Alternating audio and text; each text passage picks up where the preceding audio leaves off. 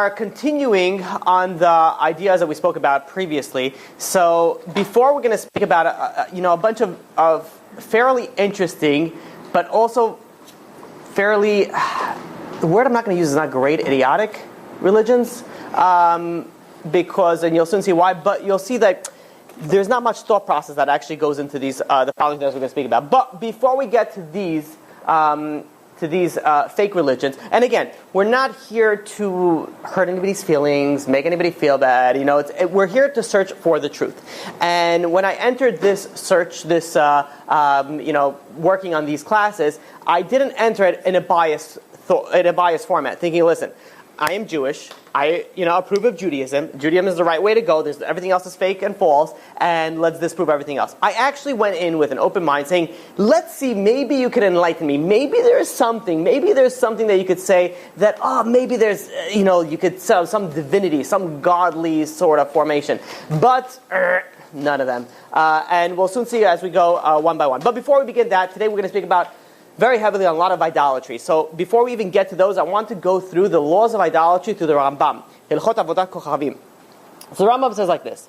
The Rambam says, number one, you are not allowed to even... By the way, the Rambam brings 51 mitzvot. There's 2 positive commandments and 49 negative commandments, all surrounding the idolatry, which is a significant chunk on idolatry. We're not going to go through all 51, but we'll touch on some brief ideas that we're going to be speaking about today that will take into effect. Number one, you're not supposed to show any interest in worship of false gods. So it's not to be like, you worship a rat? Please, enlighten me, tell me more. It's not going to be like, I'm not interested, thank you very much, have a good day. This is the halakha for the Jews. Furthermore, you're not allowed to, should be pretty obvious, you're not allowed to bow down to false gods, you're not allowed to you're not allowed to even make an idol. So let's say you're in the business of woodworking or something like that. You're not allowed to produce these types of idols for sales. You're not even making it for yourself or for a gift. These are also important things that if, somebody is a very, religious, a coworker who practice, some sort of, any idolatries. There's so many out there. You should not be making Hinduism. You should not be making an idol based on the idol. You should not give them as a present even this type of worship. We're staying as far away as possible from these things. Even, you're not allowed to even make decorations for the images of these idols. Also, you're not allowed to benefit from these false gods, which is what we spoke about last week, I believe it was, where you have... Yeah, we spoke about Hinduism. Last week, we spoke about there are people that they worship a certain god, and part of the worship is to shave their head. And they take their hair and they donate it to the idol. That idol, priests then take that and sell it in the back, in the back end. And they make a lot of money from it. But those hairs, you're not allowed to have any benefit from it whatsoever. You're not allowed to also have any benefit from any ornaments that were adorned any of these false gods.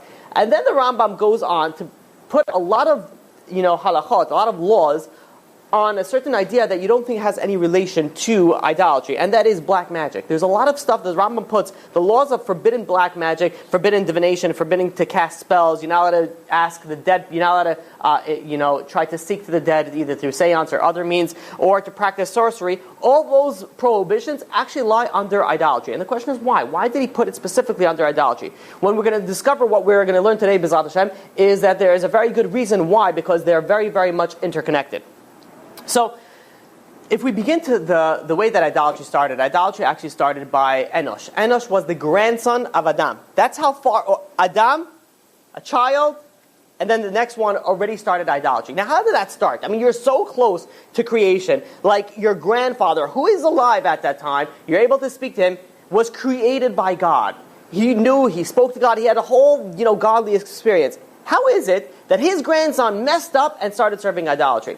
So the Rambam explains, and he says that, the thought process was like this. The thought process was, God created stars and the sun, and through that, they, controlling the world through like the zodiacs and different, astrological, powers. So their thought process was, and Enosh was included in this, was if, let's say you have a king, and the king has a very high official. You need to honor that official because that is in essence honoring the king.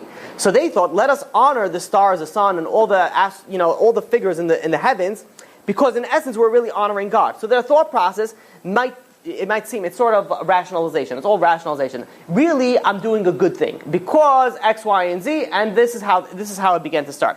So the way that it started is simply I'm honoring God's servants because then I'm actually honoring God.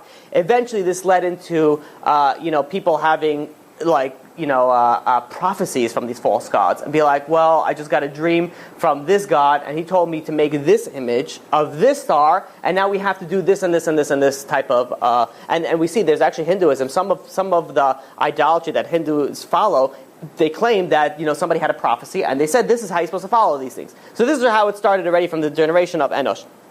The question that is asked though, it goes on. Eventually, what happens is that they have these prophecies, then they build temples, then they produce texts on this, and then eventually it comes to a point where they sort of knock out God and they're just focusing just on the idolatry. So the question is asked though, you're building a statue. You're taking a thing, you're carving out a face, whatever it is, a monkey, a rat, depending whichever religion you're doing, and you start bowing down to it, offering sacrifice to it. Who in the right mind is going to be like, well, you're serving idolatry? No, you need mental health. You need seriously. You just created something and you're bowing down to it. How does that make any sense? So, the Shlomo HaMelech in Kohelet, chapter 7, verse 14, said, God made everything an equal playing field, which means is that if you had the ability to create a miracle, to do a miracle from the side of holiness, you had the equal ability to do it from the side of unholiness, from impurity. So just like we were able to produce so many different types of miracles and produce, we were able to see so many types of miracles, those miracles were able to happen both in the holy side and the unholy side. The way that idolatry worked is they actually took this black magic and they attached it to this idol. So it wasn't like, ooh, we're going to serve an idol, we're going to bow down to it, it's going to be cool, come join us. It actually worked. The things actually worked. They bowed down for rain, it rained. It actually attributed a lot of sorcery, a lot of black magic to these things. This is how we understand Avraham. The famous story of Avraham? Avraham, he was, his father had, I don't know, like a, shop smart idols, com. And he was, he had to go on the idol conference probably in Vegas. And he said, listen, Avraham, I got to go to the conference or whatever it is. Can you please go and watch the store? Just man the front. Avraham's like, yeah, sure. I got this. Don't worry about it. He goes, Avraham takes it, destroys the entire store, leaves one statue, hanging, and puts like an axe or some sort of weapon in the axe, in the hand. Then Terach, Avraham's father, comes in. He's like, Avraham, what happened over here? So Avraham's like, this crazy story that he's like, you're not going to believe this. He says, someone came, brought an offering to one of the other gods. This big god got so angry, so upset, and he started just knocking everybody down and just destroyed everybody. It was all this god's fault. I have nothing to do with this. So Terach, Abraham's father, says, what, are you kidding me? He's like, he's made of stone. He's made of wood. How is it possible that he is going to go and do anything? So if we stop the question, if we stop the story right there, if Terach himself, Abraham's father, said this is all fake, then why did he bow down to it? Was he in the business of it? It makes absolutely no sense. And the answer is that he knew that these idols of wood and stone mean absolutely nothing.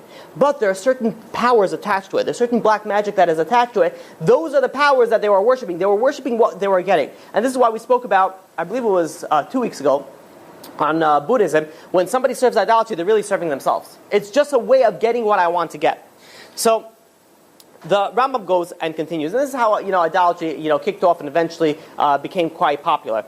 The Rambam says that you're over, I don't know how to say that in English, you violate the prohibition of idolatry, even if you're serving an idol and you know that there's a God. You know that there is a single God and you're like, whatever, I'm just trying this out, whatever, like I'm not cheating on God, like I'm just like seeing what else is on the market. That's still considered idolatry. That's still considered idol worship. The Rambam also furthermore goes out and he says you're not allowed to even read those texts. There are books written by these idolatries, you're not allowed to even touch it. So, brings a very good question. If you ask me, then how could I give these classes? Why am I giving these classes? How do you have some rabbis that are fluent in the New Testament, for example? They're fluent in all these religions. How are they allowed to do that? So, if you look at the Rambam's commentary on Pirkei Avot and Perek 2 Mishnah 17, he says that you could study the ideas of the Gentiles in order to reply to them, to know how to answer them.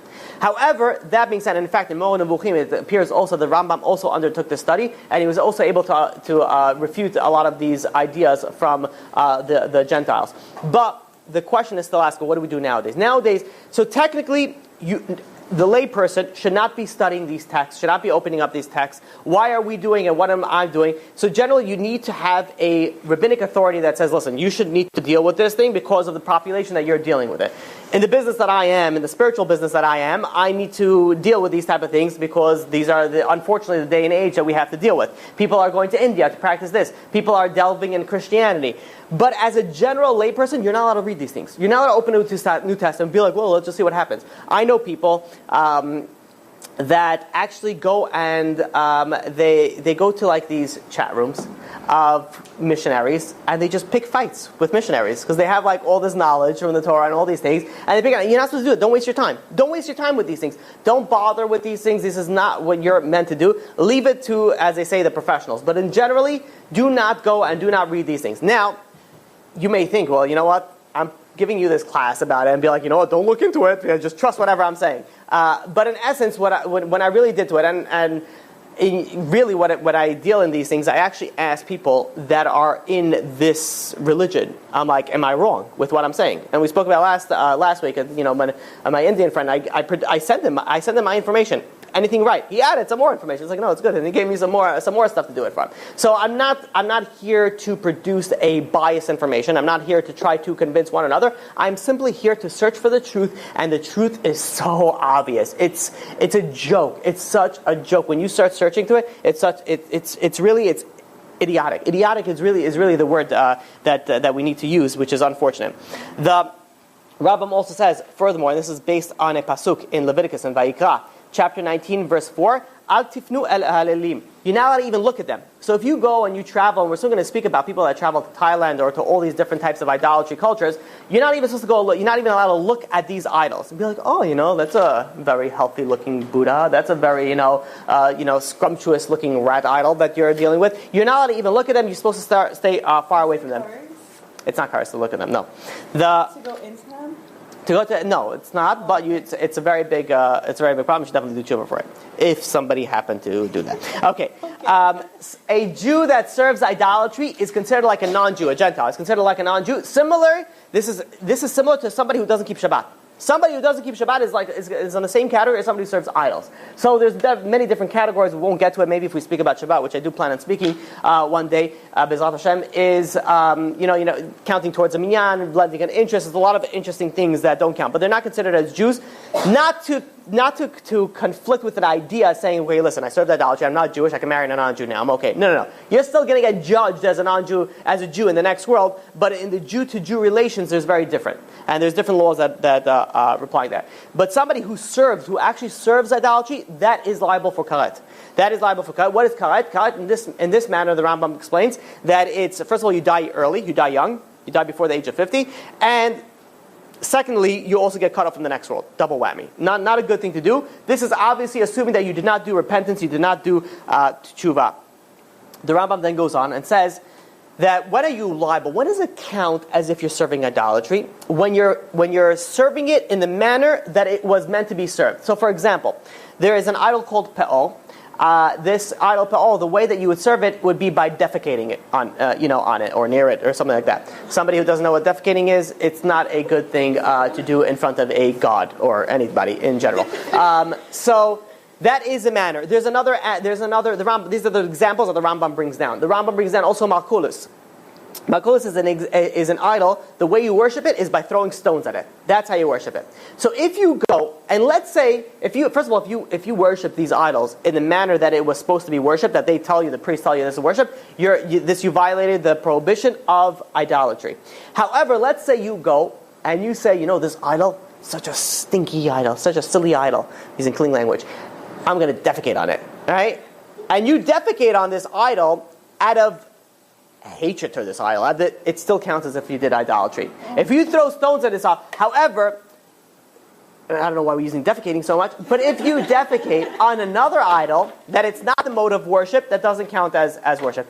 That being said, please do not go, defecating around town. And from now on, yeah, I'm going to stop saying that word because I feel like it's been too much. Okay, so the idea is that you're not allowed to serve an idol in the mode that it was intended to be served. However, the Rambam brings down that there are 4 categories that if you serve any idol in these 4 categories, even if it's not in its mode of service, even if it's not the way that it is intended to be served, you still violate the mode of idolatry. And that is, number 1, bowing. You're not allowed to bow to any idol. This, right away, is a very, very big problem for people that go to visit, air quotation, Buddhist temples, and you say, listen, you visited, you have to take off your shoes, you got to do a little bow to, to Buddha, and be like, oh, I don't think this guy's, a fat slob, I don't, whatever. And you bow down, it still counts as idolatry. So some people have to be very, very careful and stay far away from these things. Number 1, bowing.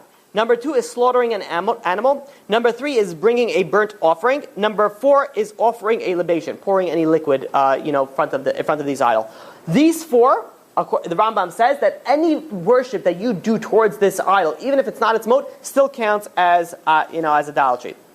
The Rambam even furthermore goes on how strict you have to be when bowing or bowing down. If, let's say, somebody's walking in the street and someone gets a splinter in the foot, and if there's an idol in front, you're not allowed to even bow down to take the splinter out. Let's say you're walking in the street, another example that the Rambam gives, and money drops on the floor. And you're picking up the money. You're not supposed to bow down to pick up the money. You're supposed to sit on the floor and just collect the money. Which I'm sure is not going to be a good look for Jews in general. Like, money, okay. But that is the way that you need to do it. You're not allowed to. Where did this come a problem? People go on the vacation in Thailand and India and all these different places. There is idols everywhere. Have you seen them? Even in Thailand, there's just like in India. What do they look like? They're images. Yeah, they're like statues. Not that I know of. I haven't seen it in Brooklyn. Yeah. But it's here. But if you go to other areas, you'll find them all over. Even so in like specifically in poor places. Yeah. If you go, let's say in India, there's like it's literally like it's crazy. You go over there and there's like somebody who was like interviewing somebody in India. No, even if they serve the Shera cult, for example, they serve trees, they don't assume every tree is an idol unless they designate this tree as an idol. You see like, decorations on it or something like that, then you have to stay far away from that, as well. But in India, they have, like you're walking through the streets over there. The streets over there is like the shuk. I've ever seen the shuk. It's like, 4 billion people in like 4 square feet of, space. And they like move curtains like between stores and be like, idol here, idol here, idol. It's like you're in a hidden camera show. There's an idol here, there's an idol here, there's an idol here, there's an idol here, there's an idol everywhere. You have to be very careful. You can't bow down to those in those areas because you can't bend down because of, the assumption of what's going on in all the areas. Okay, so the Rambam also furthermore goes on. This happens to be, you find this in Rome, in Italy, but I don't know how much you'll find this in other places. Sometimes they make fountains, and the fountains are actual idols. And from the mouth comes out water. So if somebody wants to drink water, so they put down their mouth close to the fountain, the Rambam says it looks like you're embracing this idol. It's a very big problem. You're not allowed to do that as well. So if you go to these places, sometimes it doesn't come out of the mouth, it comes out of a different area and orifices, but in general, don't drink from those fountains. Stay far away from them. I don't think you're even allowed to because the water is really bad in other countries. Well, yeah. Throw money in there? Or Well, what's the point of throwing money in? Why would you waste this money? That's a good Jew question. Huh? Why would you waste a quarter? It's honestly, that's a valid question. It's if you're putting your money in there to make a wish, for sure you're not allowed to. For sure not to.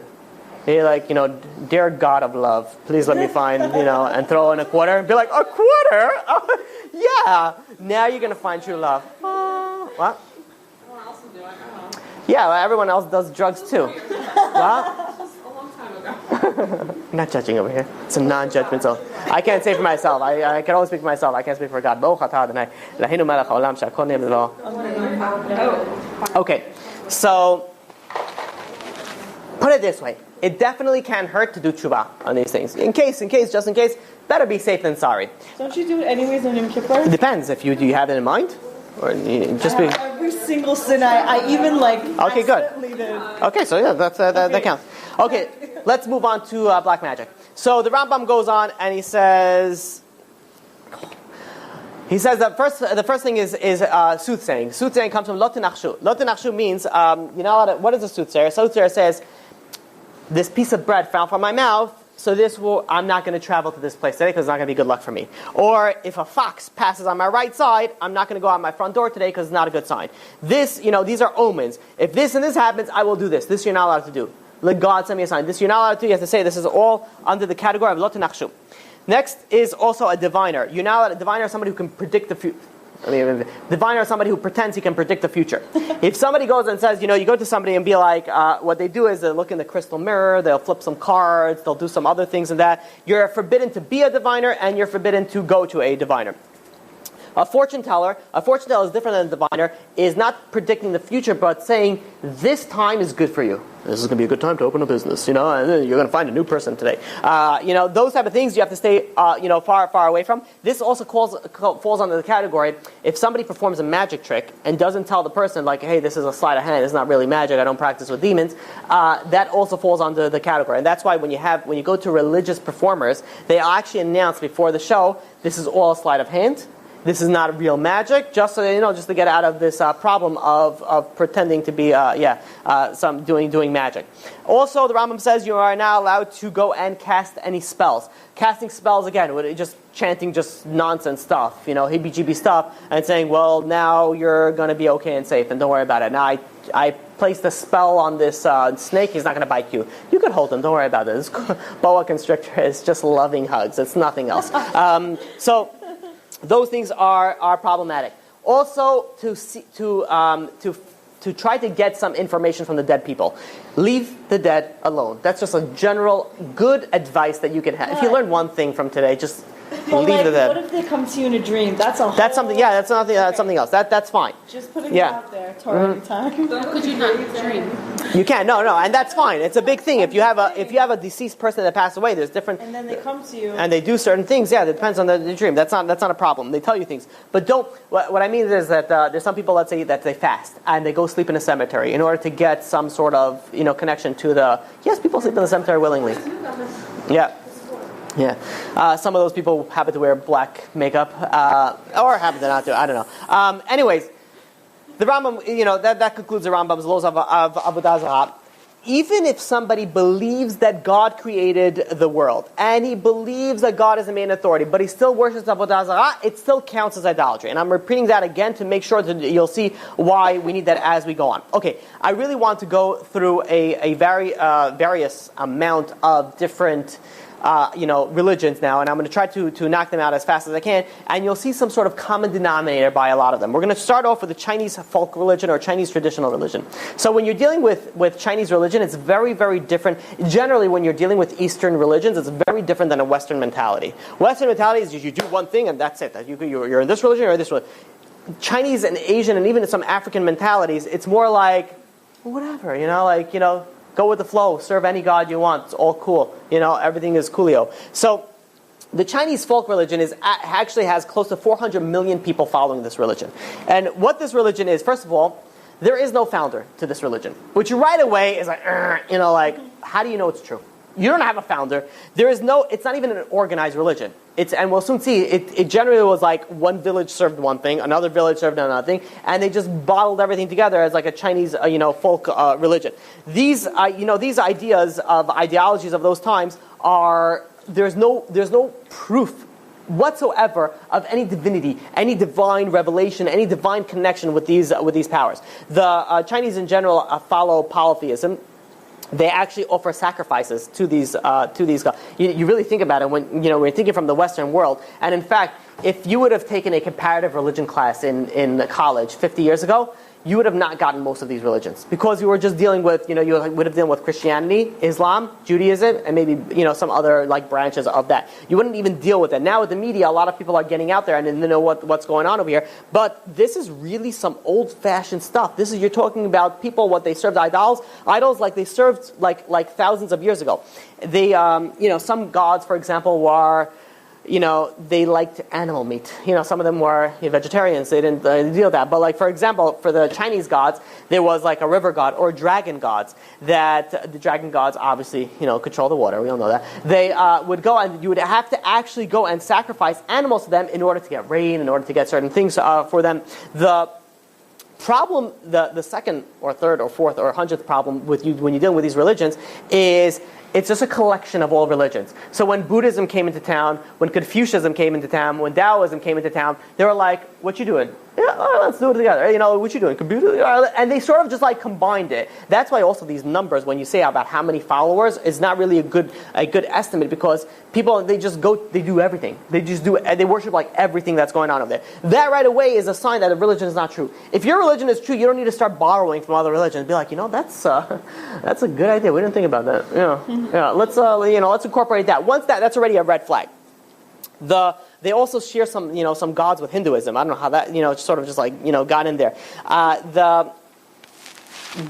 Another reason that it's sort of like another red flag is the government used to regulate, I guess what's good for business, which gods you could serve and which gods you cannot serve. So, and I'm not saying the government as like the priests. I'm talking about like the emperors or rulers to be like, listen, this is not good for business over here. This god we're going to dish. This god we're going to produce. So, we're going to make more of this. That already is not a sign of saying some sort of divine religion. A religion of God, a religion that is divine, is unchanging. It doesn't change. There don't need to be a reform movement. There's no need to be a conservative. It stays exactly the same because it does not change. And also, some Asian cultures, historically, there were some human sacrifices.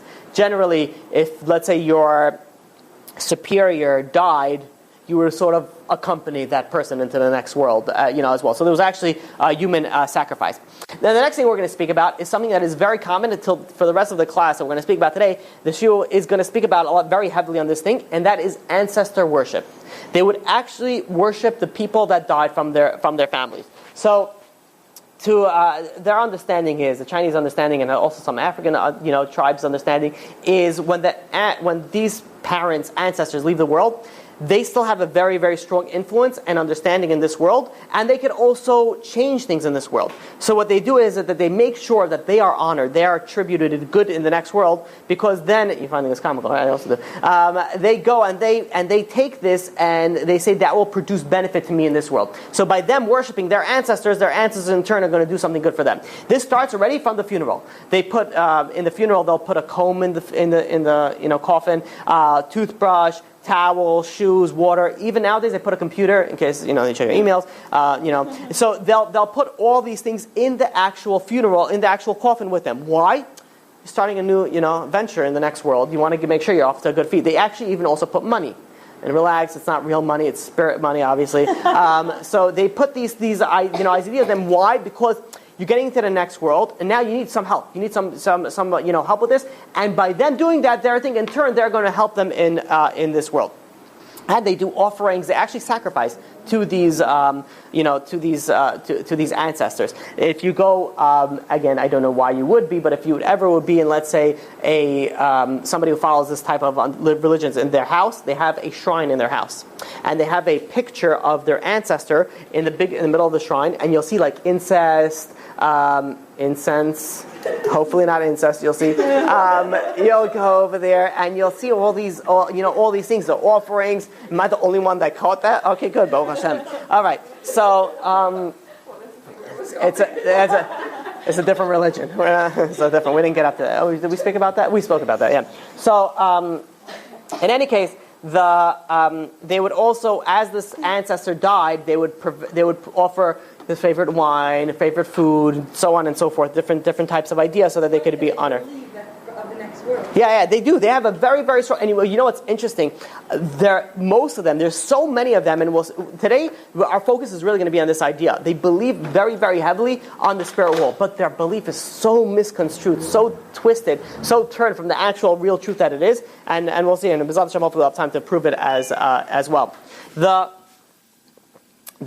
Chinese, and this is also ancient Egyptians as well, they believed so strongly on this idea that the honoring of the dead, which is a great thing, you're supposed to honor the dead, you are supposed to, but they would actually pay people to mourn in their funeral. So people that are not related, these are called professional mourners. I don't know if they still do that. Yeah, they still do that. For a minimum fee of £45 a day, you can get one professional mourner in England.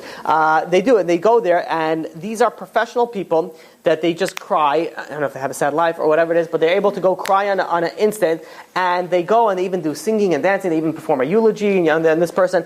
And the more people that cry in the funeral, the greater honor that it has. Now, why do they care so much about it? Because they feel that if you honor the person so much, he in turn has power. This person they claim has power. Let's say they worship this person. They have power to influence the people in this world, which is very, very straight out idolatry.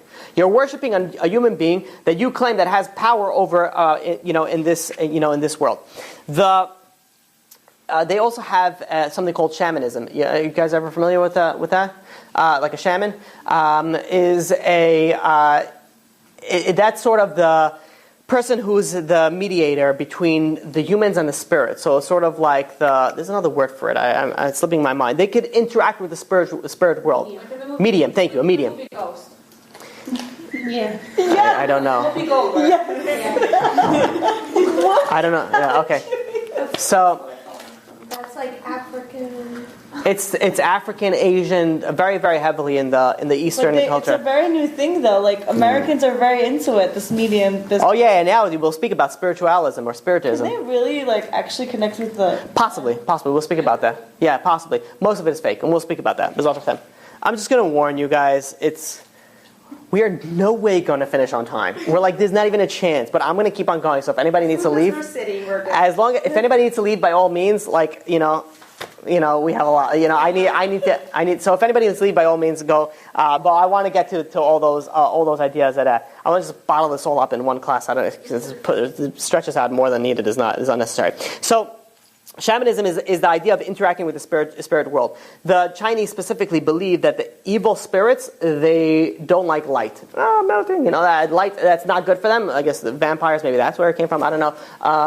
But they avoid light, and that's why they have a lot of their rituals. For example, Chinese New Year is the most holiest day for the Chinese religion. What do they have? A lot of fireworks. They also have these. They have different holidays. They have these sky lanterns.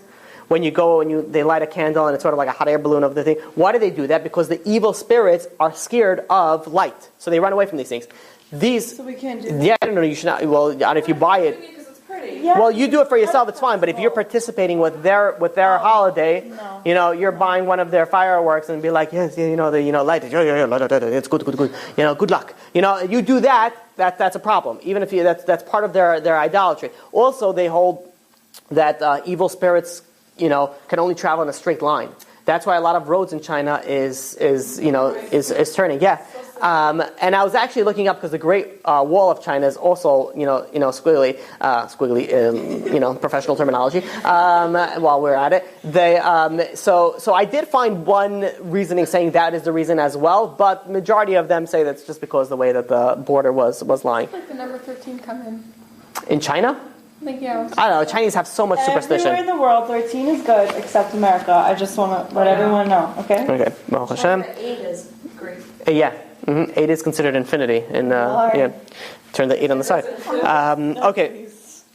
But what these Chinese people feel is that if, let's say you had a spirit, how does a spirit turn evil? They didn't have a proper burial. They didn't have a proper honoring. So it's almost like there is no interaction. Doesn't matter what you did in this world.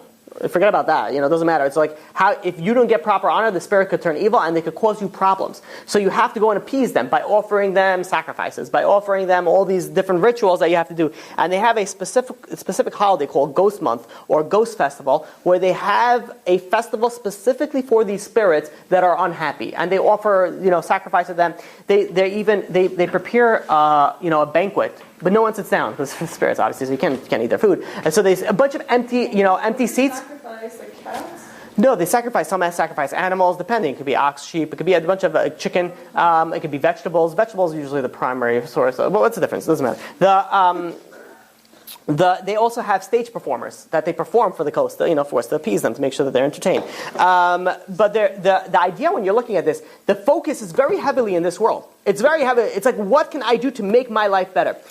When we spoke about Buddhism, if I'm not mistaken, we spoke based on Rabbi Akiva Tat saying that, the idea of idolatry is really worshiping myself. And we really see that as you go and you learn about all these things, it's really worshiping myself. I don't really care. You notice it's not about how do I become a better spirit in the next world. It's how about do I get what I want in this world. Oh, I need rain, I need money, I need success, I need to pass an exam.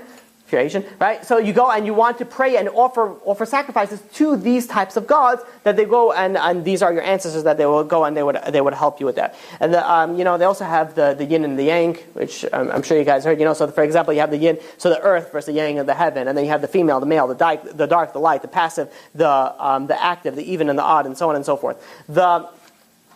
This is different ideologies. Where does this come into play when you look at their idea of creation? How did they create the creation? It's so hilarious. You're finding it hilarious. Why is it that these? How did the world come into being? So one of them, there's different types of stories. When you're telling me more than one story of creation, that already means that you're not saying the truth, because it could only be one real truth. Be like, how did you get to this class tonight? If you tell me more than one answer, that means that I can't trust any of your answers, because there's only one way that you got here, to this class. It's the one, the path that you took. So they have different paths. The one that I found interesting is they had there was a certain person, I don't want to say his name because they might use it as an idolatry, but he was born in a big black egg, and he lived there. He slept for 18,000 years. High, I guess. I don't know. The yin and the yang balanced as he grew. Eventually, he was tired. He woke up after 18,000 years, and he was like, "Well, I'm in an egg." And he broke the egg, and he spread the egg apart, and that's what the spread of the yin and the yang. Yeah. And this is the top egg became the heaven. The bottom egg became the earth. He lived for about another 18,000 years. Then he died. His body became different parts of the earth, and humans are the parasites. Welcome to our religion. Yes, all parasites. So this is one of the stories of the origin. Again, myth, legend, whatever it is. But you're telling me the story as your origin of creation. It makes me want to think. I don't know. It's kind of seems like you've been doing a little bit of something else than actually, concentrating on divinity. Also the Chinese zodiac. You know the Chinese zodiac. You guys are familiar with that. The year of the dog, the year of the cat, the year of the mouse. The year of the rats. Yeah. The dragon, the monkey, the rooster. Yeah. So. How did this come into being? So what happened was, funny story. So there was an emperor, godlike emperor, that he wanted to produce these things. And he said, the first animals that come to me are going to be the ones to be selected into the 12 zodiac signs. So it's basically a rat race, literally, to get to the first one to get into there. And it's funny because there's actually details. Like the rat was friends with a cat, and the cat says, "I sleep late, so can you wake me up early because I want to make sure." The rat's like, "Totally, I'm your buddy," because a rat and a cat always are friends. And the rat said to the cat, and the rat was so excited, couldn't sleep, he went up early, completely forgot to get the cat. That's why the rat is also the first one. He was able to get to the first one. But then the question is, there's a dragon, but the dragon can fly. How come he didn't go up? Because the dragon had to stop and give rain, because we spoke about that rain to a certain village, and then he was late. So and then we have our zodiacs. The way that the animals came in order, the rat came in first, so you're zodiac number 1. Then the ox, then the tiger, and then the rabbit, then the dragon, then who cares, and then so on and so forth came into these things. So that's if that's the way that you're describing how you became, like, what zodiac sign are you? I don't want anything to do. There's actually no source. It's not even saying like, well, a prophet came to me and told me this is the month of the monkey. No, it's not even anything close to that. Why would anybody believe it based on those ideas? There is absolutely no proof whatsoever on anything divine in this religion. It just seems like, hey, what do you believe in? Cool, let's do that. And that's pretty much how it went. So to refute this is fairly simple. Number 1, no origin, no founder. It's a man-made religion combined with a bunch of different other religions, putting them together, and a bunch of legends that there's actually no source for it. There's actually no idea that this actually came into being. There's no prophecy. There's absolutely nothing in these religions. Almost 400 million people follow this thing. So it really begs you to think, why don't they think? Why don't they stop for a second and be like, is this really what the world is about? Is this really? Easy. So is Christianity, but technically it is easy. Okay, let's move on to Taoism, whichever way we want to spell it. There is ranging. This is different between 20 to 100 million people follow this. Generally, you're going to go look online, these different types of statistics. It's generally about 20 million people, but as we said before, they combine a lot of different ideologies together with one, so it's really more than 20. Who is the origin? Who is the founder? I'm going to try to go faster these things as fast as I can. The origin, first of all, there's no founder already. Well, they claim there's no founder. We're going to see that. There's no founding date. They claim there's no founding date. When I say they, I'm talking about the people that follow Taoism. However, the scholarly people, the historians, beg to differ and says yes, there is a founder, and yes, there is founding. There's a starting date. They base this up between the 4th and the 3rd century BCE. There was a person by the name of Lao Tzu. Lao Tzu, first of all, he's the person who they claim is the author of the Tao Te Ching, which is their text. But there are some historians that say that he never existed. Some of them say not sure if he existed. So it's a religion that's based off somebody who is like, I don't know, yeah, maybe not. Who knows? I'd be like, why? You're even starting a religion? And then the funny thing is that the person that also got this bowl rolling was a person by the name of Jane Daling, which he claimed he had a prophecy from this make-believe man who came and told him he's going to be the first celestial master, and and it's similar, literally like a story of Joseph. There's going to be a period of problems, of apocalypse, and then there's going to be a period of peace afterwards, and he's going to guide them through, through all the troubling times. In any case, moving that aside, moving those problems that we have with that religion already, there's no founder, or there is a founder, but there's no real founder, no real foundation date, but there is a foundation date, but there's no real divination connection with the God, but there is some sort of idea with them. They believe in something called the Tao. The Tao is sort of the way of the world. The way of the world is, in their understanding, it's a very vague and open to many interpretations. That's how they explain it to you. In fact, they'll explain to you, like, it's very easy to understand, and it's very difficult to understand. I'd be like, are you playing mind games with me? Like, which one is it? It's like, oh, it's simple, but it's very hard. I'd be like, if you're starting a religion, if a God is creating a religion, it's not going to be like, hey, yeah, good luck in this one. It was like a mind bender. You're never going to get this. It's going to be hilarious. But why would you start if it's a religion of God, you would want to promote the ability to be able to practice it. But they say, no, it's very difficult, but it's very easy. I guess depending, if you don't have a brain, it'd be like, oh yeah, it's so simple. Of course, I have to bow down 17 times to this God. Why wouldn't I need to, 17 Tov, Gematria, yeah, whatever it is. And why wouldn't, but if you have a mind, you'd be like, oh, it's very difficult. When you're starting off saying this religion is very easy and very difficult, it already brings some questions into mind. The actual very, very strong focus on this religion is the immortals. And the immortals are people, these are superhumans that are worshipped by these Taoists. They, and we'll soon see, they're very, very strongly oriented towards immortality. It's like, fantasy land, whatever, like what is the source for immortality? And in fact, they have this pilgrimage that they have to do to these 5 sacred sites. What are these sacred sites? These are where the immortals live. So they actually search for these things. Why? To get the secret of immortality. That's what the religion is based on. So you can see, first of all, already starting off, it's very, very heavily focused in this world. These immortals are basically humans that turn godlike. And they're worshipping these humans that turn godlike. They, besides that, they also borrowed gods from other cultures, like any other good, idolatry. They borrow anything from everything else. But one of their main thing is longevity, living a good life. And you ever see these, some of these Asian people, they look like they're 7,000 years old. They actually look like they're like 5,000 years old. They're old. I remember when I don't see her anymore, but when I go to shul, I go to daven, I go to pray in the morning very, very early. And in the winter, it's still dark outside. And whenever I used to go pray, I always used to see this Asian woman on the way, lives near me. She's about 600 or 700 years old, and she goes over there. She's sitting out there. She's doing exercises when everybody is snoozing into. She's facing the sun, and she's doing like these slow motions.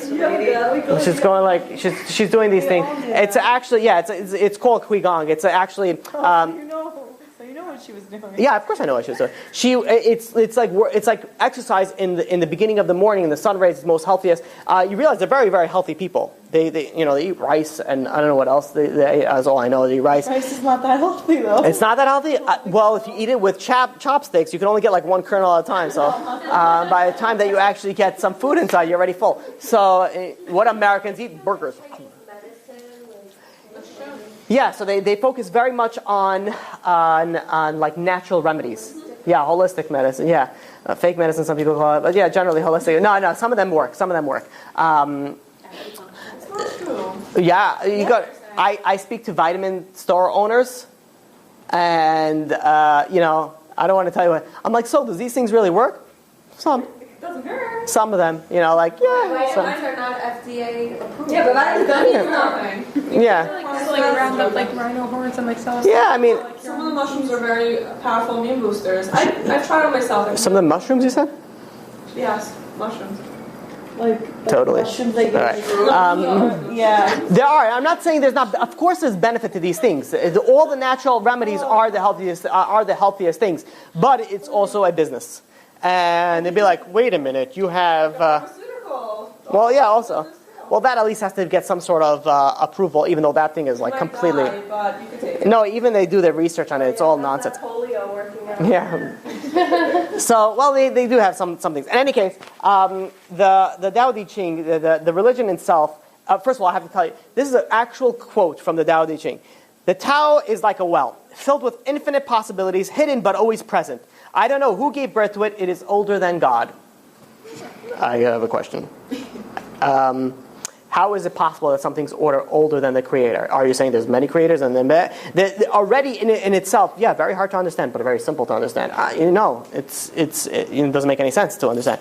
But in essence, they do have some smart sayings and things like that. But they don't have any real teachings about what happens after death. Now, why won't you, if you're a religion and you die, wouldn't that be a good idea? Be like, hey, this is what happens after death. They don't have any real teachings on it until. Buddhists came into town, and they were like, I guess they were like, so what do you guys hold after death? They're like, no, we're longevity, immorality. That's where it's all at. Be like, well, we hold of, karma and, reincarnation. Be like, cool. We never even thought about that. Tell us more. Yeah. You know what? Let's incorporate that also into our religion. So they start incorporating other ideologies into that religion. Again, very, very man-made religion. And you have millions and millions of people are following this type of religion. These are not small changes in a religion. It's not going to be like, well, you had to eat the matzah with the wine, now you have to eat it with... This is huge changes. This is fundamental changes in religion. To know what happens after you die, and then you take that from another religion, that just screams out that you just made it all up. That it's all fake, it's all nonsense, it's all complete narishkeit.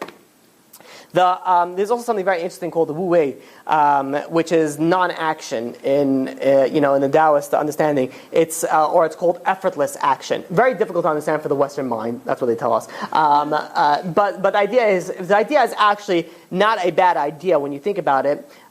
Rooted in a bunch of bad ideas. But think about it like this: a bowl of muddy water will stay muddy if you keep on aggravating it. If you don't aggravate it, it'll turn clear.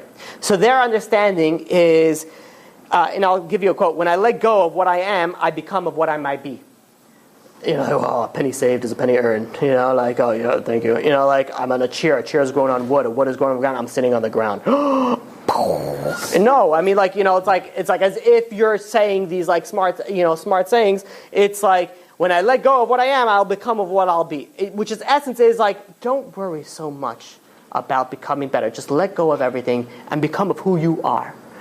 I'm a psychopath, just let everything go, become a good people, become whatever, your natural instinct. But this idea, obviously, I'm taking it a step further than they actually state that it is. But you guys know, Tai Chi. Tai Chi, very slow martial art. So this actually has very strong emphasis in Taoism. It was actually started by someone by the name of Sang Fun. He was a 12th century Taoist. That he made this type of, and what is this? This is like a very slow, deliberate. Tao is the way with the universe, the way with the earth, the way with nature. So it's a very, very slow movement. Almost seems like someone's drunk and trying to find their balance. And that's the martial art, and it's very heavily rooted in Taoism. There's also, in these temples, they actually have statues of Lao Tzu, which is the actual, founder of other gods as well. They actually also do these talismans, these burning rituals where they have some sort of sacred text written on a piece of paper. Then they burn it and they wave it. I don't know if you've ever seen this. They wave it around. This is like a sign of an omen that it will be good for you because there's a hidden magical text in this. And when they burn it, you're going to be successful, whatever, and so on and so forth. Other different things like that. In general, their ideology is to be healthy, and the aim is to live a long life. Now, that is not telling me you're a religion. That's telling me a way of life. Good. You're Weight Watchers. You're not a religion. You're just a way of life. You got to count every calorie that you eat. Cool. By all means, if it makes you healthy, that's fine. But to say that Taoism is already a religion, what is a religion already? What is it that you're a religion? You ever heard of feng shui? Yeah. Usually, so I'll explain what feng shui is before I knock it. Feng shui is like. People make, the energy that flows between the thing. Setting up the room. It's a decoration, but this is very heavy, oriented in Taoism. It's the flow of energy through it. Usually in America, it's some blonde hair, blue-eyed person and be like, so I studied feng shui in like an online course, and the couch cannot be over here. It's got to be somewhere else. The energy, I just feel it. I feel the energy. The spirits are talking to me. It's just not going this way, and I have to go this way. And they completely, put it that way. So that where is it? It's all about the energy, the flow of energy, the flow of all these things. Where it's based off of this idolatry of Taoism. You've been a great actor. What? There's no truth to it? Well, it's a truth like as any internal design, artist. What do you think? There's truth there. The energy is flowing. I feel this way. It's about like different colors too. Like, Yeah, well, that's just not, that's psychology also. Yeah, red is like blood. Yeah, but if you're, Anything about the energy, but yeah, well, that's how it's based off. They actually did this off full architectures of building. these or something, no? Well, Chinese, this is, Shinto is Japanese. This is, we'll get to that. So this idea is, first of all, this religion, created by man, very, very obvious. No founder, yes founder, irrelevant, whichever way you go, it's all bad. They combine other religion, and there's no proof that this is a correct religion. It's sort of like, just like worshiping, your parents, your ancestors, and things like that. Okay. Let's move on to Confucianism. You guys know Confucianism? Got the long beard. What? Lots of quotes. Confucius says, save money and retire.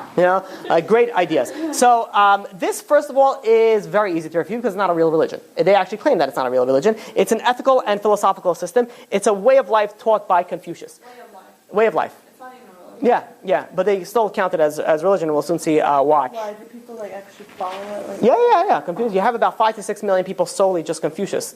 Confused. Confused, Right. yeah. So Confucius was born, 551 BCE, and he sort of developed these concepts that he wanted to practice in his political career. But no one wanted to listen to him, so he tried to go to other places for people to listen to him. It didn't work out so well. He ended up coming back, and he was known as a man of vision, a man of wisdom, and he ended up at the age of 67, he started to go back to his hometown and started writing down his teachings. At 73 years old, he died, and he was relatively unknown. His students are the ones that blew it up. In fact, at one point in time, the Confucius became a dominant religion in China, that it was practiced.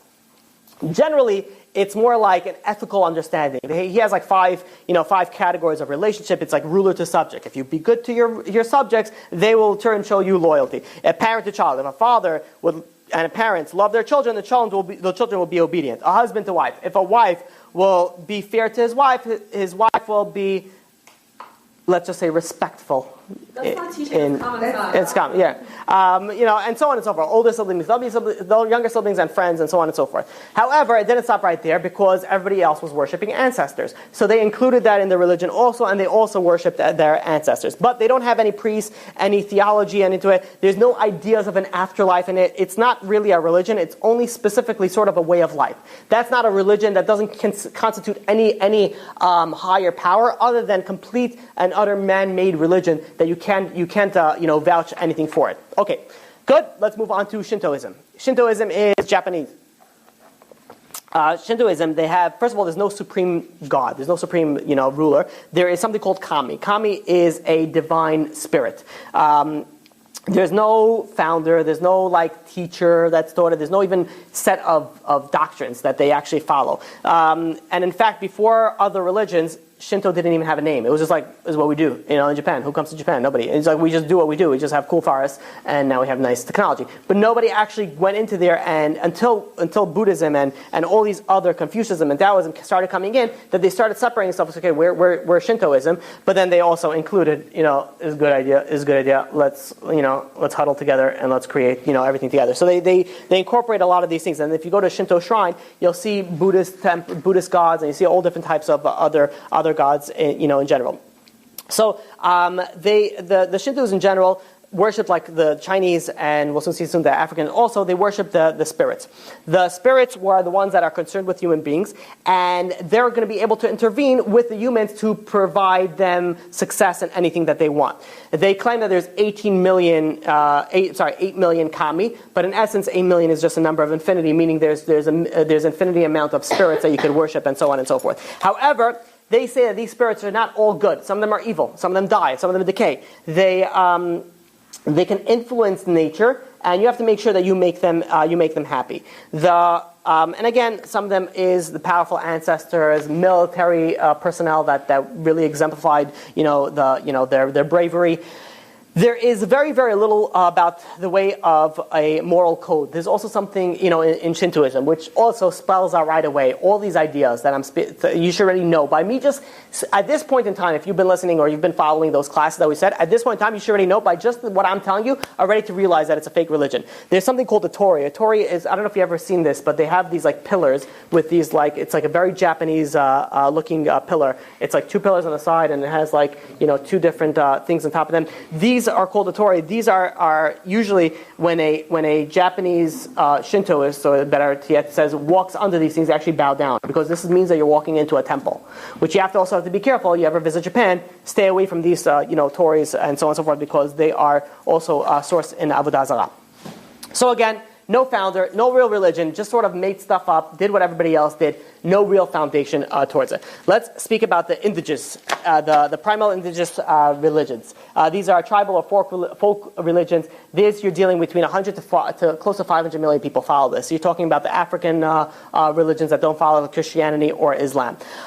It's a very big mix between shamanism, paganism. It's sort of like every village would worship a different god, but they sort of just combined all these together, because these particular religions, the indigenous religions, are religions that they're textual. They don't have any written. There's nothing written about them. It's just like, my papa told me, do this, and that's what they do. They worship. They're henotheistic, which means is that they worship one god while acknowledging many other gods, which we said already in the beginning is 100% Avodah Zarah. They also worship ancestors over there, which you can see how heavily people worship. How heavily people worshipped ancestors in these pagan religions. There is no founder for this religion. These are thousands and thousands of different religions bound together, and every religion, would worship a different, idea in it. So there's no text, there's no divine revelation. There's absolutely no proof that they could give you that this is a divine religion. They very, this is a little bit different than the Chinese way that they worship the spirits. Is the Chinese also do this. They bring themselves into a state of trance. So I'm sure some of you heard it. They do like these they drums and they chant and they walk around. For example, one of them is the Native American. They fall into these type of religions. You're talking about African tribal things. Kumbale, dumbadum, all of those people that sing around the fire, have like pieces of stuff hanging in their mouth. Those type of, so they worship these type of thing. Now, some of them, they have to get into a trance to communicate, like shamans, to communicate with the next day. So some of them will do through singing, through chanting, through fasting, through dancing. Other people use chemicals. For example, the Native Americans use the peyote. I don't know if you guys are familiar. The peyote? Okay, whatever. And they get into this other realm, and they're able to communicate with the spirits. Once they communicate with the spirits, they can relate to you what's going on in the other world. And this is also part of voodoo religion. Voodoo religion, first of all, is completely misunderstood. When people say voodoo religion, you think about the dolls. That has very, very little to do with actually the dolls. Voodoo religion, for example, is common in Haiti. It's also Louisiana also has very heavily on these voodoo religions. The voodoo religion, the actual voodoo dolls, they come from European folk magic. It doesn't come from actually African traditions. They actually are really, if you look at history, they're not sure where it comes from. They're not, but they used to make dolls, and they used to be witches. So they used to try to take these dolls made out of rags and pierce them with pins in order to harm the witches, so that they prevent them from doing it. And that's where it came to it. The reason why some people say that it ended up being into these like African, besides all the movies and the ideas that this is what they presented, is that these, like for example, Haitian voodoo, they nail puppets to trees and graveyards. So they sort of got the connections between them, but they actually have very little to do with it. Not to say that they don't practice it. They actually do practice it. I remember speaking with somebody, I think it was from Haiti. They said very, very heavily they practice these type of stuff. They actually do, which in general, if you're walking next to somebody and be like, oh, excuse me for a second, and it plucks out your hair, I'd be like, oh, you had something in your hair. And then they like take it and they like walk away with it here. I don't know what to tell you to do, but start praying. Those things actually work. Some of them, it's black magic. they would take these, the way that they interact is that they would sing songs, these priests, and they claim the songs is the way that they interact with the spiritual world. So how do they get these songs? If they got it from a dream or some sort of prophet, then you know it's a divine, but how do you know that? You don't know. They claim, I had a dream last night. They had a good, a good song, and then they sing this song. Or if they get into a trance, and say, hey, listen, write notes. I'm getting a trance. I'm getting a message from the next world. I'm getting some signals right now. I'm not wearing my tin hats. I'm getting the signals, and they start signaling these things, and they write it down so that's how the religion grew, by basically people who hear voices and hear things, and this is how the religion came into being. They also sacrifice pigs, goats, chickens, bulls, other wonderful creations. They claim, especially the Haitian voodoo, they claim that God is too distant. We cannot associate with God, but if we worship these spirits, we would be able to go and we'd be able to connect with this type of gods. And these shamans, they take steps on. They talk to animals. They're known as medicine man. They do fortune telling. They carve out images in things, and they believe that this is possessed by spirits. They also have omens, and this is going to surprise you. If, let's say, a black cat walks in front of you, it's bad luck. So they also believe in that. Does it originate there? Very, very likely that this is where it originated from. But these are things that we spoke about earlier. The Rambam brings down these are forbidden to thee. The black cat could start doing hopscotch in front of you, or whatever those things are called, where the people, is that hopscotch? Okay, so it doesn't mean anything. All right, let the black cat and be like, oh my God. I had a guy came to class one time, Russian guy. He's like white. He's like it was a black cat. I'm like, did the black cat have green eyes? And he's like, yes, it did have green eyes. I'm like, it means nothing. He's like, all right, how do you know? I'm like, how do you know it means something? And, my mommy told me. I don't know, your mommy keep Shabbos? All right. So, they also have, sacred people. And this is where they actually have witches. They communicate with the dead. They do all these things. But in any case, all in all, people that follow these things, this is completely from the evil side. First of all, most of it is nonsense. But even if you do get someone real in this thing, it's completely from the evil side, and it completely brings bad luck, bad everything. You stay far away as possible from these religions. But again, these religions have nothing of no formality, no sort of divinity attached to them. I want to finish with the final religion, and that is Spiritism. Anybody here familiar with that? Spiritism? It's a fairly new one. It's a new one to the market. You have between 11 to 20 million people that follow this thing. This was codified in the 19th century by a French educator, Hippolyte Léon de Nizard de Viard. That's his name. But of course, with a name like that, he had to have a code name, and he had. His code name was Allan Kardec. That was his code name. And he introduced this religion of Spiritism. Spiritism, or spiritualism, is a religion that you, again, contact with the spirits. This is, these mediums, and he would have seances, and he would have these contacts with the spirits. There were good spirits, there were bad spirits. You have to stay away from the bad spirits, attach yourself to the good spirits, so on and so forth. But it's interesting in how it became big. It became big. So in 1848, there was John Fox and his wife and his 6 children. They moved into a new home, and 2 daughters, Maggie and Kate, in case you were interested, they felt that there was another spirit in the house, and they were able to start communicating with this spirit through either clapping their hands, snapping their fingers, or listening some sort of clicking or sounds. And they were able to go and communicate with this. And they claimed that there was a peddler. Is a peddler who was murdered, and his remains was murdered in the house. And it's like a haunted house, for example, yeah. And later they found some skeletons in the house of this peddler. Like, who are you going to call?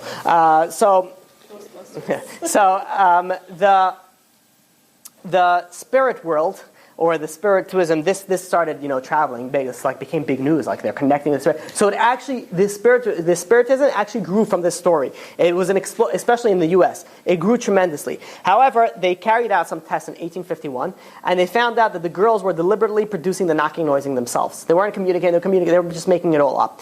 In 1888, the Fox girls they came out and it says we faked the whole thing. It's all fake.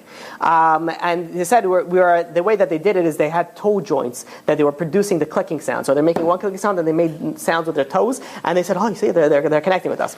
However, Then, Margaret Fox, one of the daughters, she said, she recanted on the confession, says, no, the confession was a deception, really it's true. So she went back on that, you're going to figure it out now, when it went back on that, that. But by far, one of the most influential mediums of that time was by the person by the name of Daniel Douglas Home. He was a person who was able to levitate about 70 feet he levitated from his window 70 feet above ground, and then he went back into his bedroom window. This also obviously produced this religion even further, and what even made this credibility of this religion even further was the support of somebody by the name of Sir Arthur Conan Doyle. Anybody know who that was? Wasn't that Sherlock Holmes? Very good. Yeah, he's the author, the creator of Sherlock Holmes. So that produced this religion even further. But what it's very, very commonly understood, first of all, Judaism believes in all these things. That there's a spirit, you can contact with the spirits, you're not allowed to do it. We believe in that, there's ways to do that, you're not allowed to do that. That doesn't mean that the religion is true. That doesn't mean that the religion is true. It's like saying, our religion believes that the sun is hot. The sun is hot, it must be the religion is true. Like, there's no validation towards this religion. In fact, this religion doesn't even claim like, I had a divine, it's basically, and in fact, the Spiritism and the spiritualism, they themselves say that it's not really a religion. But yeah, you have 11 to 20 million people that are following this religion.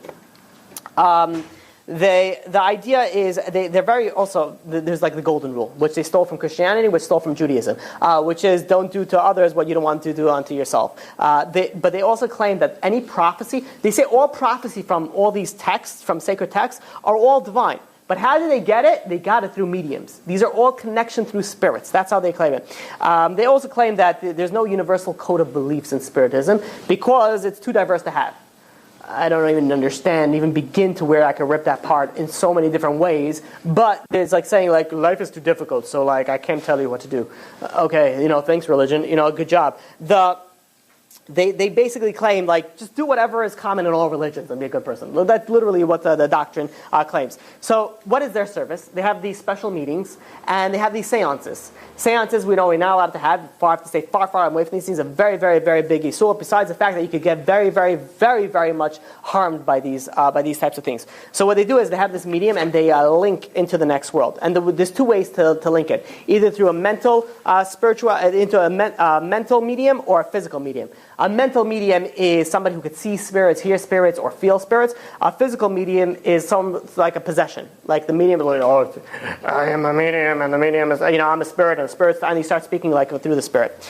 That's basically their ideas and their worship. Holy books, don't gotten any, don't need any, we don't need any of that. That's totally cool with them. They actually believe very heavily in Christianity, in JC. The Gospels are studied, but in fact the Catholic Church calls them, a bunch of fakers. They say, why? Because many cases were shown and proven to be fake. But they claim back, just because there were some fake ones doesn't mean that there are any real ones. True. Yeah, it doesn't mean you're true, it doesn't mean that you're fake. The Catholic Church, though, warns, not that we care what the Catholic Church says, but the Catholic Church, which stems from this religion, they claim they're faithful to be against it. But they say that JC was actually a medium. He wasn't a son of God. They don't claim anything like that. His miraculous conception was all a fabulous tale. They claim that just JC was a good medium. There's no reason, according to this religion, no resurrection, no Genom, no heaven, nothing. It's just a spiritual world. In general, it's not a religion. It's just whatever. It's just like a fun activity that they do, which is very, very problematic. And don't do it. These things you have to stay very, very, very far away from. This is very obviously a man-made religion, not a divine religion. They claim, I don't know if this is true or not, that a lot of people that interacted with these spirits, for example, Kaiser Wilhelm, Joseph Stalin, Adolf Hitler. There's actually documentation. Again, I don't know how it's like. They say that Hitler used to consult a spirit each night, but is it true or not? I don't know, and frankly, I don't really care. Well, some of them say that also. They claim also many rock stars have pacts with these types of things. They do, and some of them die. It's very, very, very possible that they do, regardless of the fact. Number one, this is all fake. Very, very obvious this is all fake. Number two, you have to stay very, very far away from these things. These things, if you get a real one, it's probably even worse than getting a fake one, because these real ones are completely connected to the evil side of things, and they cause tremendous problems in your life. So you have to stay far away from both from the physical aspectation of it and the spiritual manifestation of it. So I think we got through a lot of religions today. All of it very, very easily proven that are false. Any questions? Wait, so mediums aren't real? Oh, go ahead. No, go. I wrote down a lot of questions. So did I. Yeah, go ahead. What about the burning sage? Yeah. That's what they do sometimes is that they write some text on it, and then they burn it for a good thing. People nowadays they burn sage, but they don't write any text. Yeah. So it's like incense. It's incense. It's just you should stay away from it. Yeah. They thought it was just for smell. For smell something else. Smells fine. Yeah. This is like cleansing the energy. Yeah. Don't deal with that. That's bad. Stay far away from that. You're putting impure energies in your house with these things. Levitation. Yeah. It really happens. What is that? It's black magic, or other forms of possessions or things like that. It's not real. Like in Rome, they have a lot of people pretending to levitate. Yeah, you have that also. You have some street artists that also do it. I don't know, David Blaine. I forgot there's other people. High school, like, we used to The light is a slumber feather. Yeah. And it really worked. What did you do? That's psychology. No, it is. It's totally psychology. That's black magic. Wait, you did it, You do the. and You do the. you did it, and you actually levitated? It's all. You put two fingers underneath, and you go around, and you. Hold on a second. You say Hold on a light is a second. feather. Oh wait, okay, no. No, I don't know. Wait. So you did something and you did it and you levitated. You did something and you levitated. You remember what you did? So high. Not so It's high. a psychology. I learned this. It's psychology. It's because you believe so much. You know when you believe You it. can believe from today until tomorrow. It doesn't mean that you're going to be as. Rachel, can you have the AC on? It's just... Yeah. I You can am. believe you're yeah. if you're a woman. Okay, I'm going to speak to you about it afterwards on that, and there's definitely truth that needs to be done. Like you standing? You turned it off, right? Were you on any chemicals? Okay. Okay. Yeah, what's the next question? So some of these religions, they hear voices, they think it's Some of it is actually real. yeah. What is the difference between that and like our religion, where there's prophets and prophecy, and there are demons? Well, our religion, we're going to speak about Judaism and how different it all is. That's one of the reasons why I'm going through all these religions. You'll see how different Judaism is. So, yeah, that's going to eventually, not next week, but hopefully the week afterwards, we're going to start on that. We're going to speak about it very, very heavily on, no, it's mine. Very, very heavily on those, and you'll really see the difference in it. There's complete difference in these things. Okay. And Yeah. last question. We're off the air, right? No. No. No, we're on air. You could ask it if you want. Okay, let me think of a way to answer. So, people in some of these religions, they're worshiping ancestors, giving things to their grave, talking to ancestors. How is that different than our religion, Judaism, and how people go to grave sites? Oh, excellent question. I meant to actually put that. So the question is again, is if they're praying to their ancestors, but we also go to grave sites and we pray to the grave sites. Very, very important. When you're going to a caver, when you're going to a grave, you never, ever, ever, ever pray to the person there. You never, ever pray. Person doesn't have any power. You're praying in the merit of the person. Like the old hell. Like the Lubavitcher Rebbe, for example. You're not praying to the Rebbe. You're not doing anything. That is Avodah Zarah. Writing a letter, you're writing a letter to pray to God. If you're writing a letter to that, it's a very big problem. You're not allowed to. You cannot pray to the Rebbe. You cannot pray to anything. You're not praying to the Rebbe. It's a very big problem if the people do that. But in general, you're not allowed to. Maybe one time we'll do a class on grave. I don't get it. I'm very. You pray to God. So the idea behind this is, let's say, being in the area even of someone holy is a very big thing. It's a very big thing. That's why big rabbis in Israel, people just be near them because they have the holiness, the direct path to God.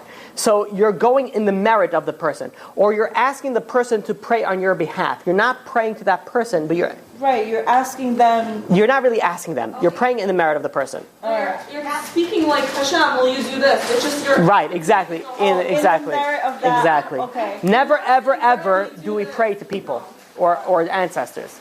And when people go to Uman or whatever. Yeah, they're not. Well, they should not be praying to the to the blessed Rebbe. They're praying to God in a holy place. I don't know if everybody knows about this. Not everybody knows. You're right. It's already time. You're right. You're right. They're not. Now they know.